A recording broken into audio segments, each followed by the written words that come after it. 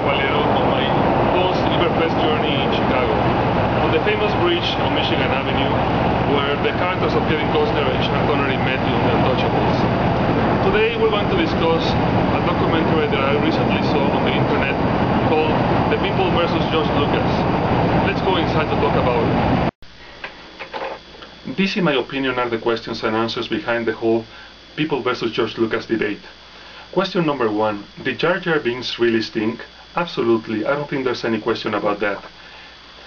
Comedy was never really George Lucas' strong point, and I think that he assumed that being klutzy would automatically mean being funny. Also, by basing the end result of the battle in episode 1 on the heroics of General Binks, I believe threw believability out of the window completely.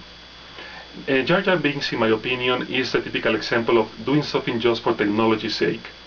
Now, question number two would be, did George Lucas lose his mojo during the years? I don't really think so. What I believe is that he was always much better as a storyteller than as a writer of dialogue itself, but I don't understand why he couldn't simply hire somebody like Lawrence Kasdan, who did such a great job on episodes 5 and 6, and who would have made the prequels a lot better than they ended up resulting. Now, what I find mind-boggling was why Lucas would feel compelled about changing the fact that Han Solo had actually shot Guido first. Now, let's face it, Han Solo was always a bit of a bastard. Everybody loved him, the audiences loved him, nobody complained, so why change something, why fix something if it isn't broken? Question number three, was Hayden Christensen miscast in episodes 2 and 3? I don't really think so.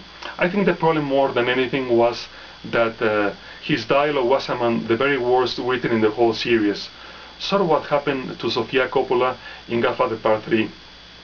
His relationship with Obi-Wan Kenobi in episode 2 sounds more like an all-married couple, more like a sitcom.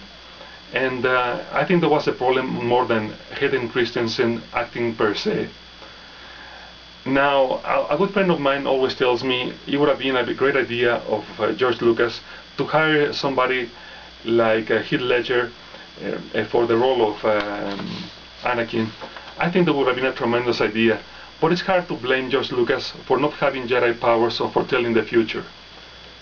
Now, question number 4 is episode 1 the very worst Star Wars movie? And I don't think there's any question about that.